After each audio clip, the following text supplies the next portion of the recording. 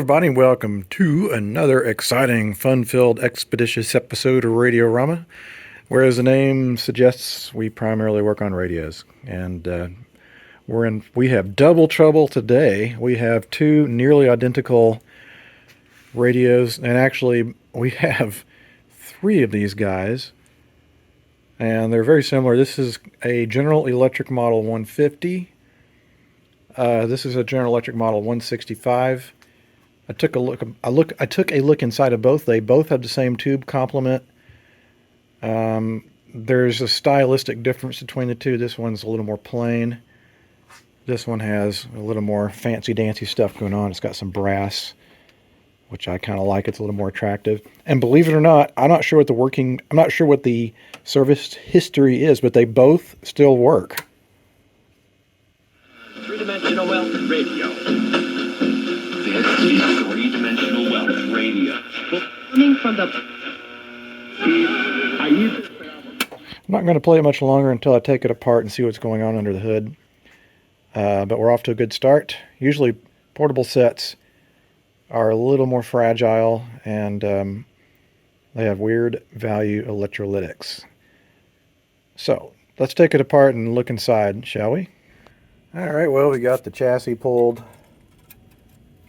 Some of the crap that GE did back then I really hated, like these lame output transformer wires where they coated it in some sort of varnish that's difficult to remove. Blah. Anyway, we have 5 tubes here.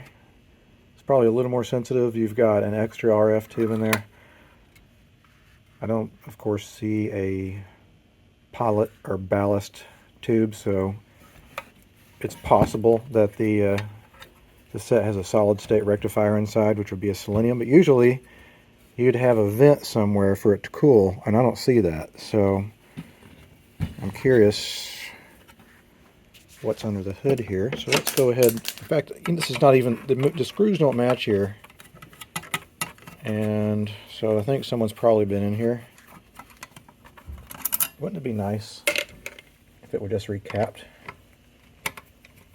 But then there wouldn't be much of an episode to show you guys, would there? That'd be quite boring. Really need to get one of those fancy camera holder things so that I don't have to do this one-handed. And what do we have here? Nope, there's no selenium rectifier. There's just a huge ass dropping resistor here. And it looks like it's been partially rebuilt. Looks like someone just took some of the paper caps out of here. What does this say? I wonder if that's replacing one of the electrolytic, because there's a 100 microfarad cap in here that's only rated at a few volts. And this 100 volts, 6 volt DC. I don't know. It looks like all of the other caps of the electrolytic or leads to the electrolytic are still attached. This is the electrolytic up here, and it has 240 microfarad and one 100 microfarad cap, and the 100 is rated at 20 volts, so we can put a little guy in there. You know what? I think it actually might have had a selenium rectifier in here at one point, because you look at this.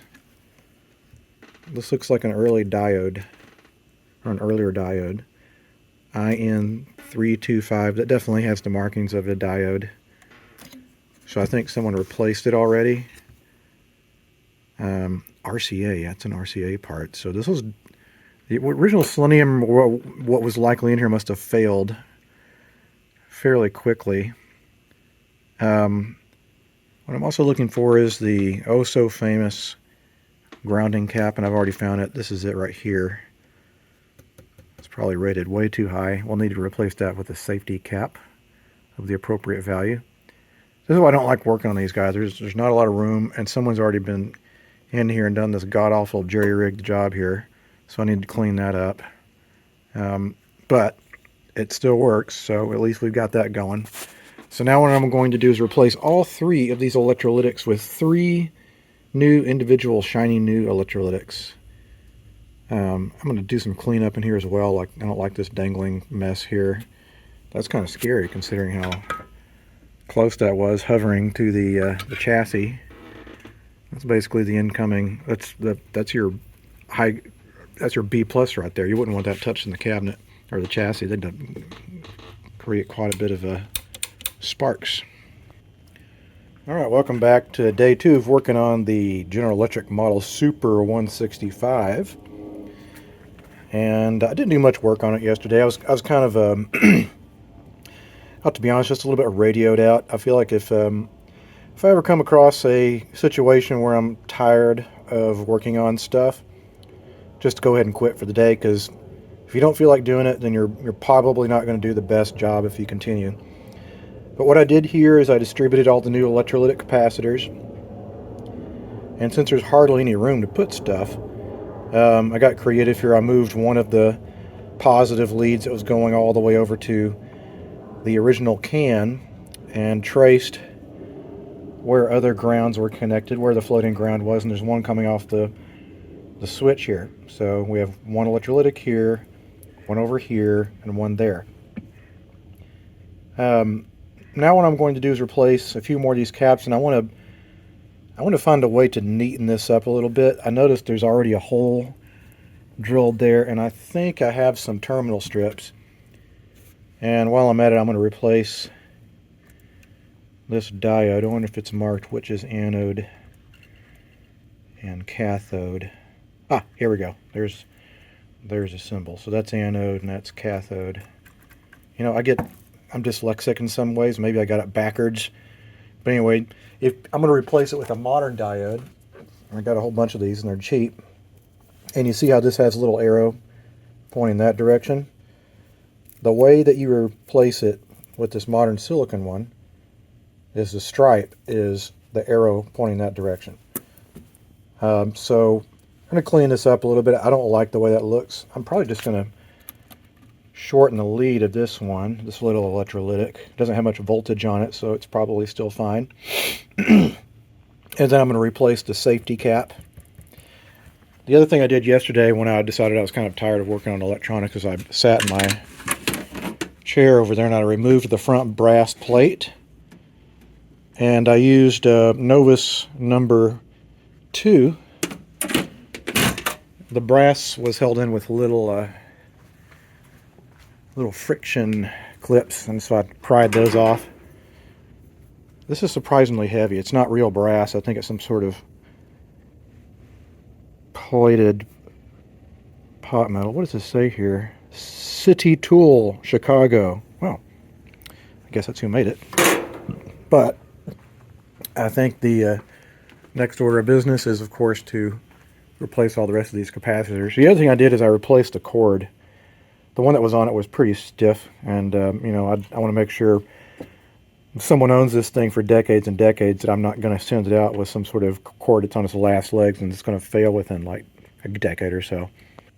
Alright, so I have installed the new diode and also this little terminal strip, so everything is much more solid. It's not going to wiggle around in the outer space like it was. I'm always suspicious of when I install diodes because I feel like sometimes I install them backwards by accident. And if you do that, what's going to happen is that you'll probably see smoke immediately because that thing's going to start overheating. So I'm going to give it just a little test to make sure that it doesn't do that with my hand on the throttle here. Yeah, I don't have an antenna hooked up, but that sounds like... Yeah, we're good here. Alright. So I successfully did not blow up the radio, which is pleasing. We've got a few more caps to replace. The oh so important and also commonly mentioned grounding cap, which is this big fat guy here. He is a 0.05 microfarad cap, which would still give you a little bit of a jolt, and so We're going to lower that value down to 0.01 rated microfarads. And we're going to use a different kind of cap. This is a regular paper foil cap, and let's say that it gets struck by lightning and it fuses the foil together. Well, then you wouldn't have a capacitor. You would just have a direct line connected to the other side of the AC cord. Essentially, it would have fused together. That is possible. Not common, but it can happen. So, we install one of these X2 Y2 across the line caps, and if they get nailed real hard, they'll split open. And so you won't have that risk of causing a spot welded fuse to the chassis. The other one I can't read. It's way down there. Getting to that's going to be all kinds of fun. I might come in here and shorten up some of these other leads. This is just really long and wiggly and unnecessary. And then we're going to clean the volume pot. And then we will proceed with adding the oh so common, also mentioned audio input feature that I do on a lot of these sets. I was interrupted by my wife, who wants me to drill holes in the bottom of this ugly looking swan thing. So, alright, so I've come in here and replaced everything else and neatened things up so they're not kind of all cattywampus. Now I've got everything hooked up again. I want to make sure that this still works after having all that work done. So I've got it plugged up to my isolation transformer. Final tally was 266.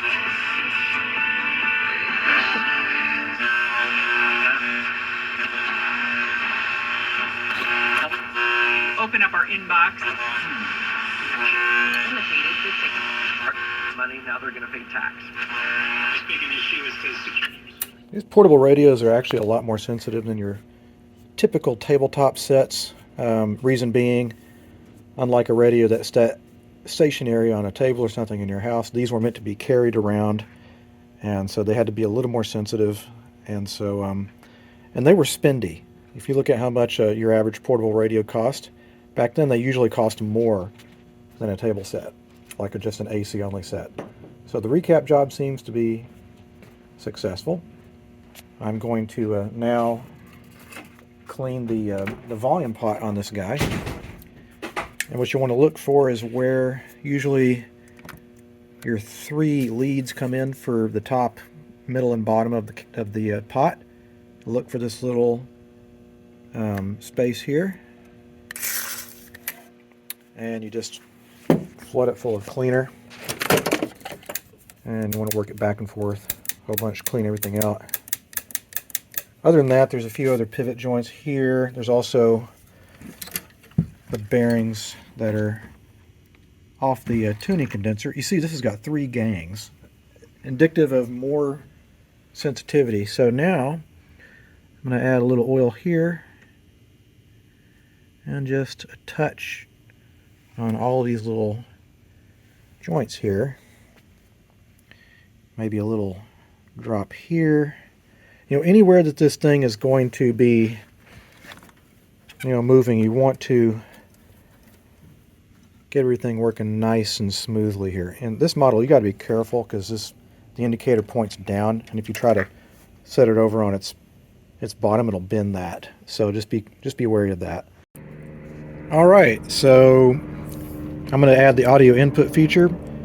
And this is a note to myself, try to remember to draw a schematic along with this. What I tried to do is wire this up as neatly and as plainly as I can. This is, we're going to call it an isolation transformer. All it is just essentially the innards of a wall wart. The primary, these 2 pins are the 120 volts in. These 2 are the secondary, and they output 12 volts. So what we're doing is we're using this as an isolation electrically from the user to the volume pot. Now, the volume pot, if we look at it, I'm going to shine my flashlight in here to make it more clear. 1, 2, 3 legs that come out. Now, there's a top and a bottom of the pot. That's what we want to attach it to. So when you see the 3 prongs, you want the outer edges. Outer prongs here. And what you want to do is run the positive of your audio into the side of the pot that also serves as the means to amplify the IF signal. And the way that you can tell which one is those is if you look for a lead that goes to one of the IF transformers. And this little boxy brassy thing, that is the bottom of one of the IF transformers. And it's painted green. That lead means it's probably the output going to, and again, we're going to the top of the volume pot. So this is where we attach our positive of our incoming audio coming from the primary side of the isolation transformer.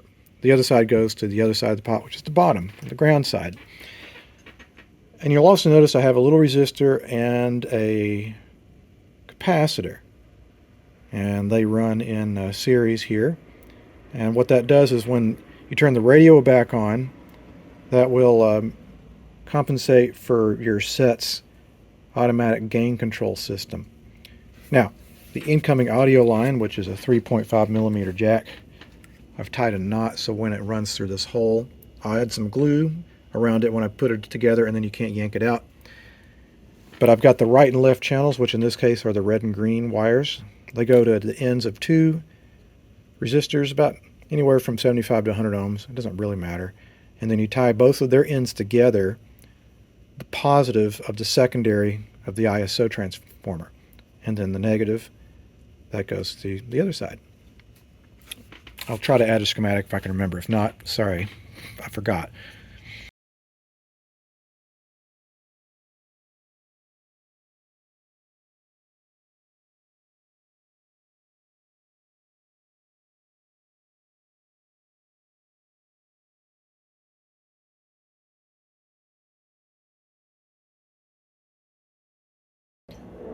Okay, so I'm going to do the test with the isolation / audio input feature. We've got our unit nice and sealed up in here. Added a little glue on it so nothing's going to work itself loose ever. And I've also cut the lead to the IF can, and I've got the antenna hooked up, and I'll make sure I've killed the IF signal. We'll need to add a switch between here and the top of the pot so we can restore radio when someone decides they don't want to listen to music, they would rather listen to AM radio. After the death of Milton Brown in 1936, in fact, 1937 is the name of this album, O.C. Starkard and the Wanderers. Bring it on down. Before that, we heard from the... It's a radio station, but it's being broadcast via TuneIn on my phone. I'm broadcasting a live simulcast of a station from my hometown, Knoxville, Tennessee, WDVX.com. I've mentioned it. If you like Americana, bluegrass, western swing, that kind of stuff, that's what they play. All right, so the last thing I'm going to do is I'm going to take it over to my safety rig over here. I want to make sure that the chassis is actually going to meet our protocol. On the 2-volt AC setting, our threshold is 0.6 max. So I'm going to bring the chassis over here and plug it in. We'll test it in both polarities to make sure that we're good here. All right, let's try both settings. Right now we have the polarity in one situation. I'm going to touch my probe to my chassis.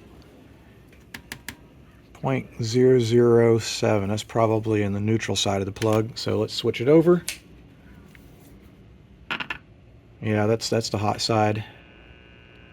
0.34. About half of what our up to our max is. So this is a very good measurement rather. It tells me that the chassis has a very small amount of current going to it, even though it's not exactly easy to get to the chassis on this one once it's all closed up, but still, that's a requirement we have at our organization as far as the safety goes. All right, so I've got the radio all put back together again, and been having it play here for a little while. I've got my Bluetooth running through it.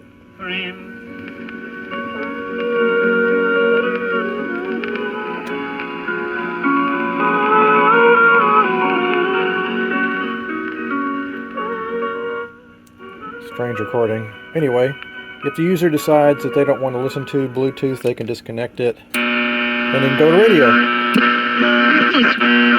Without the hassle, it's man. Character makes them 59 that would launch an empire. The Motown sound. A blend of pop, R&B, and soul.